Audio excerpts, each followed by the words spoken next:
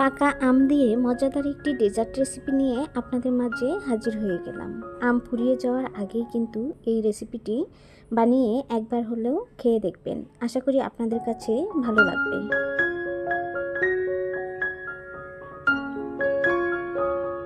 আসসালামু আলাইকুম এভরিওয়ান, কেমন আছেন সবাই? আই হোপ সবাই অনেক ভালো আছেন। আমিও আপনাদের দোয়া আর আল্লাহ পাকের অশেষ রহমতে আমার পরিবার নিয়ে অনেক ভালো আছি। আমি রুনাজ ব্লগ চ্যানেলে ওয়েলকাম জানিয়ে শুরু করছি আজকের ভিডিও। আশা করি আমার এই সহজ ডেজার্ট রেসিপিটি আপনাদের কাছে ভালো লাগবে। রেসিপি ভালো লাগলে লাইক দিয়ে পুরো ভিডিওটি দেখে নেবেন।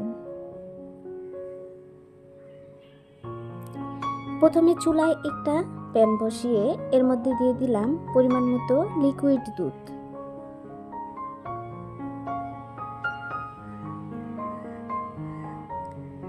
এখন আমি চুলাটা মিডিয়াম আঁচে দুধগুলো কিছুক্ষণ সময় বলক তুলে গরম করে নেব।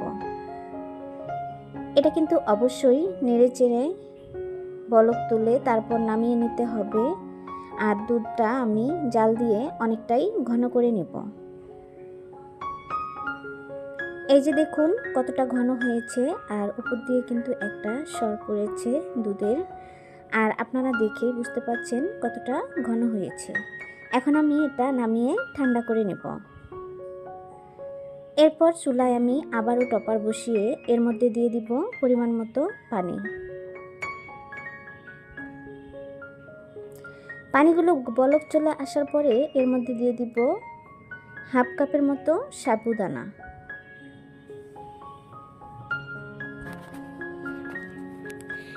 সাবুদানাগুলো কিছুক্ষণ সময় নেড়ে চেড়ে পানির সাথে মিশিয়ে তারপর এটা ভালো করে ফুটিয়ে নিয়ে তারপর আমি এটা নামিয়ে নেব।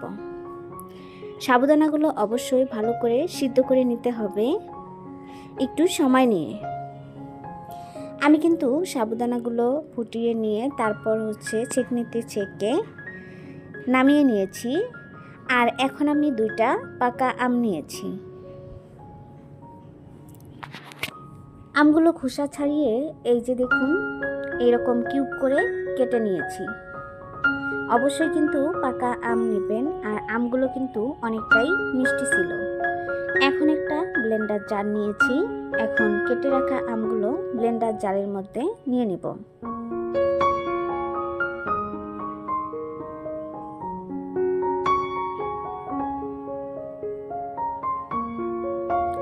সবগুলো আমি আমার ব্লেন্ডার জারের মধ্যে নিয়ে নেওয়া শেষ। এখন আমি এর মধ্যে দিয়ে দিব পরিমাণ মতো চিনি। আপনারা যে পরিমাণে মিষ্টি খাবেন চিনিটা কিন্তু সেই পরিমাণে দিয়ে নেবেন। আমি যে আমগুলো নিয়েছি সেটা কিন্তু অনেকটাই মিষ্টি ছিল, এই জন্য চিনির পরিমাণটা আমি একটু কমিয়ে দিয়েছি। এই যে দেখুন আমগুলো আমি ব্লেন্ড করে একটা পিউরি বের করে নিয়েছি। এর মধ্যে আমি আগে থেকে গরম করে ঠান্ডা করে নেওয়া দুধগুলো দিয়ে দিলাম। এখন কিছুক্ষণ সময় নেড়ে চেড়ে আমের পিউরি আর দুধ ভালো করে মিশিয়ে নেব। অবশ্যই এখানে খেয়াল রাখতে হবে আমটা যেন টক না হয়, মিষ্টি হয়। তা না হলে কিন্তু দুধগুলো দলা পেকে যাবে বা নষ্ট হয়ে যাবে।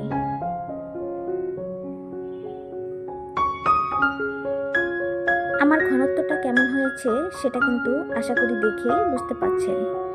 এখন এই যে আমি যে সিদ্ধ করে ধুয়ে রেখেছিলাম সাবুদানাগুলো সেগুলো এর মধ্যে দিয়ে দিলাম। আপনারা যদি এর সাথে লবণ খেতে পছন্দ করেন তাহলে অল্প পরিমাণে লবণ দিয়ে নিতে পারেন।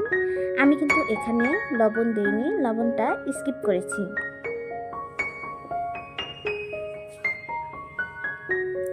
কিছুক্ষণ সময় নেড়ে ছেড়ে দেখুন ভালো করে মিশিয়ে নিয়েছি। আর এই ঘনত্বটা আশা করি দেখেই বুঝতে পাচ্ছেন। আর খেতে যে কেমন টেস্ট হবে সেটাও কিন্তু দেখেই বোঝা যাচ্ছে। এখানে চাইলে আপনারা আইস দিতে পারেন। আমি এখানে কোনো রকম আইস ব্যবহার করিনি।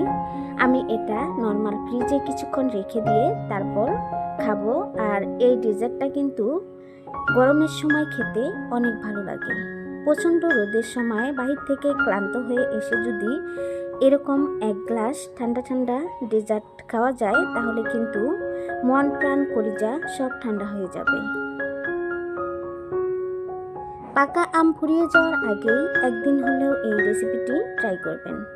আশা করি আপনাদের কাছেও অনেক ভালো লাগবে। আমার এই সহজ পাকা আমের ডেজার্ট রেসিপি বা জুসের রেসিপিটি আপনাদের কাছে কেমন লেগেছে সেটা অবশ্যই কমেন্টের মাধ্যমে জানাবেন। রেসিপি ভালো লাগলে লাইক দিয়ে পুরো ভিডিওটি দেখে নেবেন।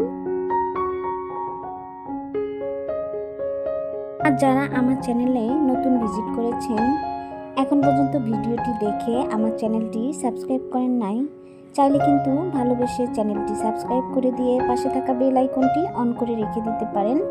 যে কোনো সময় সুযোগ বুঝে আমি ভিডিও ছাড়লে আপনারা দেখে নিতে পারবেন।